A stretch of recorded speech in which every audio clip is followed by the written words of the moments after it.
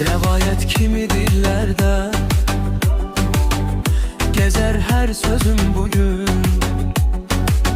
Seda saldı yüreklerde benim her sözüm bugün. Gece yazdım misralara, seher oldu bir avaz. Küleklerle şehirlerden gezer her sözüm bugün. Bir zaman susmuş idim kalbimde min derd ile, derdi şehre çevirip değer her sözüm bugün. Ne şöhrete aldanaram, ne var dövlete könül, həqiqətdən doğub ancaq benim her sözüm bugün. Kimyası yalbış eder, kimisi qalar heyran, meydanlarda dalga kimi eser her sözüm bugün. Zaman keçsə də yenə nə yad eder belki bir gün, bir xatirə tək qalacaq benim sözüm bugün.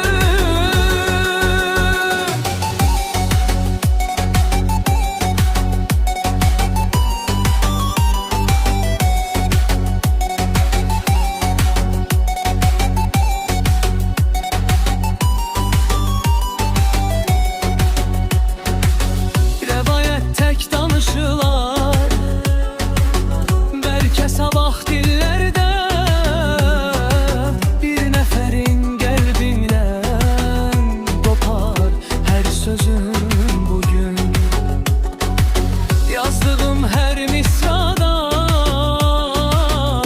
bir ömür yatır sanki, taleyimden iz taşıyan eser her sözüm bugün. Düz söz dedim her zaman eğilmedi gelemim, hakkın yolun gösterip gider her sözüm bugün. Sabah belki at kalmaz, zaman siler izleri, ama yine yattaşlarda kalar sözüm bugün. Küleklerde pıçıldar, gece düşem aklardar, sanki köhne nağmelelen eser sözüm bugün. Külevayet tek danışılar, bir gün bu meydanlarda ne yerlere yürekten gelmim sözüm bugün.